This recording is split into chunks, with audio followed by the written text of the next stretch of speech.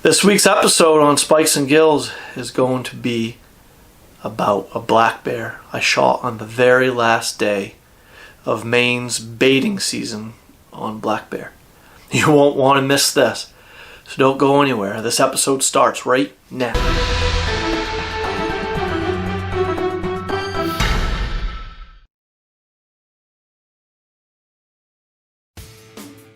Pretty much all natural food sources were dried right up from the major drought. Just no rain at all, no moisture to speak of to help with the crops, with the natural food in the forest and stuff, especially the berries and nuts.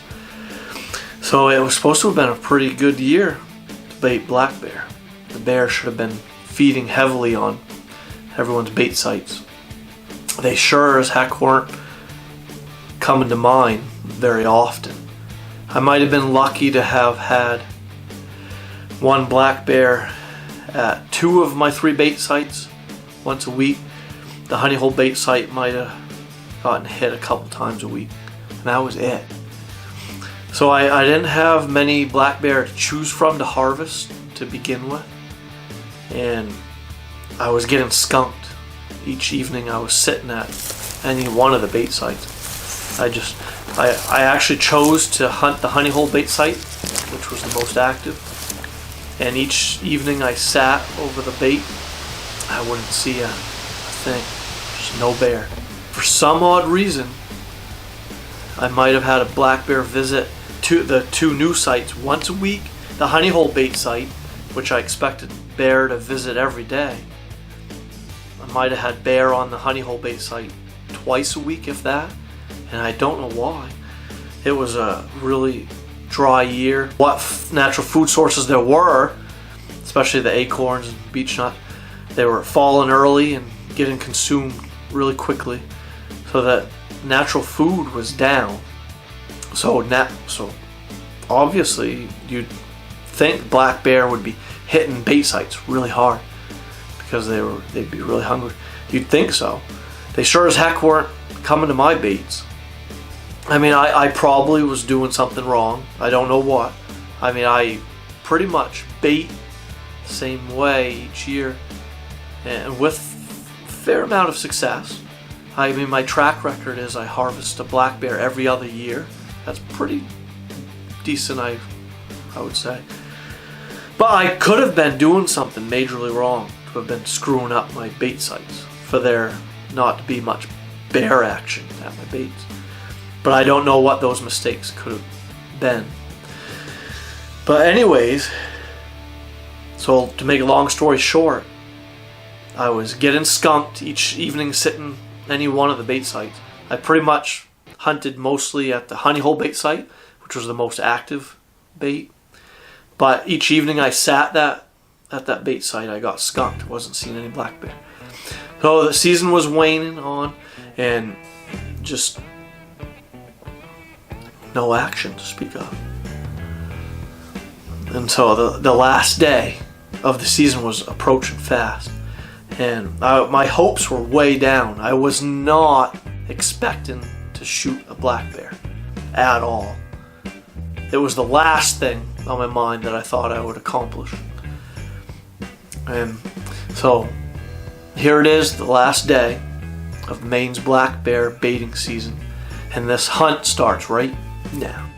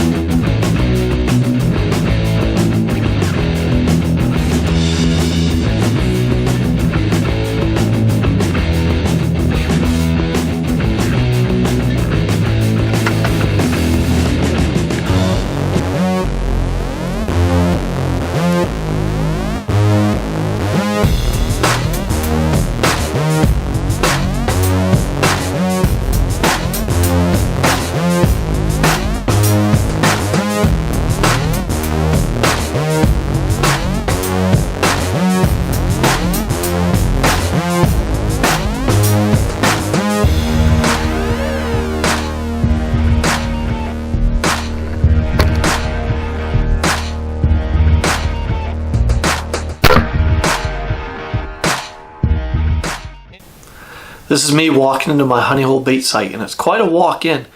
It's not just a straight shot either. The path into this bait site is very windy. A person could get lost very easily in here.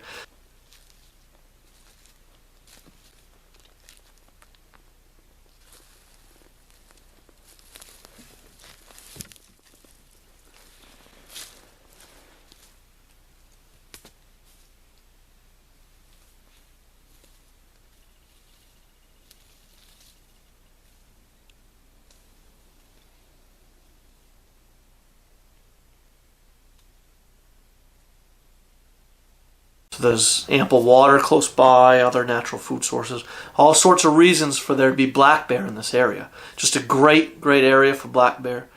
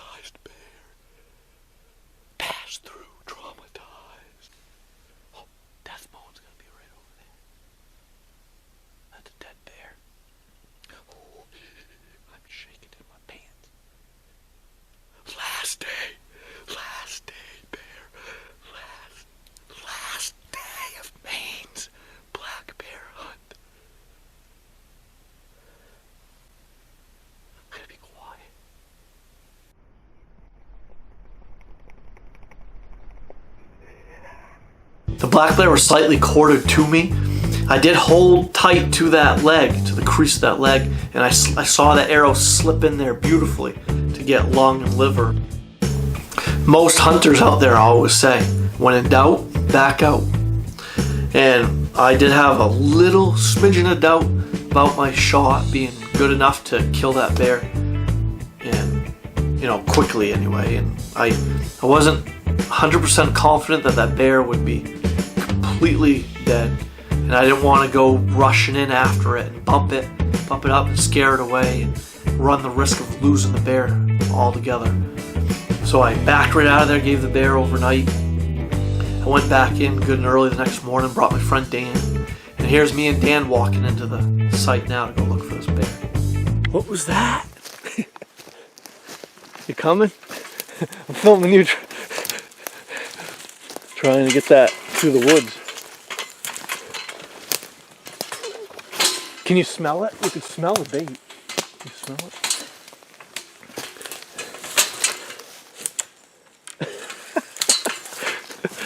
All right, good enough.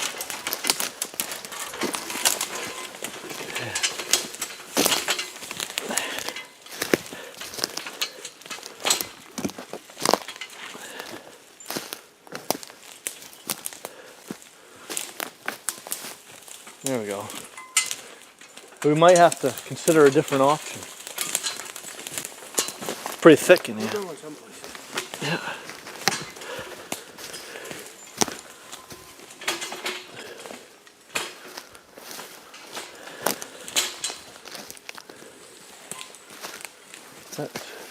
That's where the bear ran right there last night.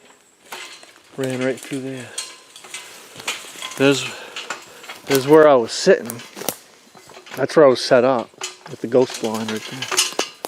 And there's the bait. Shot him right on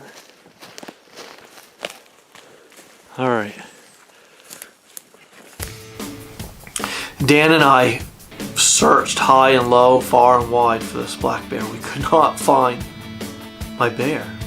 The blood trail is very sparse. I actually couldn't find any blood. There was hardly any blood sign. There was just a few little specks here and there. I had a really hard time tracking or blood trailing this black bear. And I had Dan walking the ravines down below while I walked up above, and we'd stick together. We'd stay only a few feet apart. We were always in sight of each other, and we'd walk a grid pattern. We'd walk down 100 yards, go over a few feet, walk back. We did a grid pattern back and forth, just searching all over the place within a couple 100 yards of my bait site, and we could not find this black bear. So for the life of me, I could not figure out why me and Dan could not find my black bear. I know this bear was dead. I made a good enough shot to definitely kill this bear. There's no doubt in that. But I told Dan I should call Lindsay Ware, who has Gander, the black lab, who is a tracking dog. Gander's trained to track wounded deer, bear, moose. And I called Lindsay, and she's more than happy to help. She has a couple-hour drive to get to me. But at this point, Dan had to leave. He had other responsibilities to take care of. So Dan left, and I call up Bruce, my father-in-law. I had Bruce Simons come to help, to assist me and Lindsay in finding my black bear. And so here's Bruce talking with Lindsay now. Just let me know when I'm going to bring him to the hit on his regular leash, and then once we get close to where it was hit, like 10 yards away, I just have to so what's your change dog's his name? tracking leash. That's Gander, like a goose. Gander? Yeah. Hi, Gander. Who trained him? I did. Hi, Yeah. Gander. We usually try to train our own dogs because a lot of tracking has to do with interpreting the Hi, dog's Gander. body language. And if you train a dog and then sell it to somebody else, they're not going to be as familiar with that dog. So I can tell from his body language when he's doing well, when maybe he's off on a hot track, when I can tell a lot about his body language. And if I hadn't trained myself, it's kind of hard, to know that. Nice. The reason I asked, my brother and my sister-in-law teach training dogs. Oh, okay. And they're out of Bar Harbor originally. Okay. So when he said you were from... Here's me, Bruce, Lindsay, and Gander getting ready to head into my honey hole bait site to put Gander on the trail of this black bear. The one a couple nights ago went 250 yards, and that shot looked perfect as well. And there was no blood in the beginning, and then it just opened up like crazy. And Oh, wow. Followed by eye after a while, but Wow. so yeah. Show All us right. your spot. So I'll have you take me to the Okay. hit, and then when we get close to the hit, I'll just put his tracking leash on. Awesome. And we'll start, and it'll go really quick. Just to warn you, he's gonna go flying. Oh, really? He's gonna get excited. All right, come on, Gander. All right. I'm gonna go flying too, Gander. I'm gonna fly too. Oh, the shot looked perfect. Okay. It looks like I got the heart. It looks like I blew out the heart. Okay, that's good. So, and Bruce had an experience with a deer one year. He shot a deer. It was just perfect pinholes on each side, and the heart was gone and no blood. Huh. No blood on the animal, no blood on the ground, and the deer only went 30 feet, or 30 yards, sorry. Right. You'll want to check this out. Gander is amazing. He does a superb job. You won't want to miss what happens next.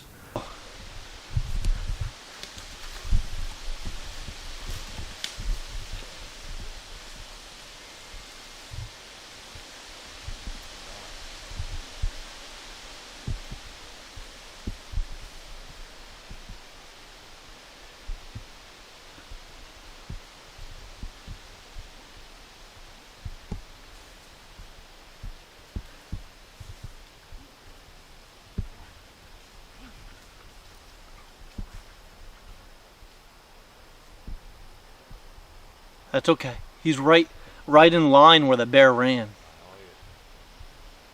But I don't blame him. I feel that one coming on too. Yeah. You're going in the car for a while too. Find it. Oh. Ignore him. Never mind him. Find it. Over there. Good. Find it.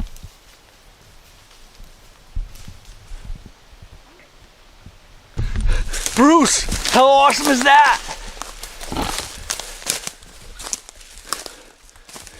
Lindsay and Gander found the bear. Did you say you found it?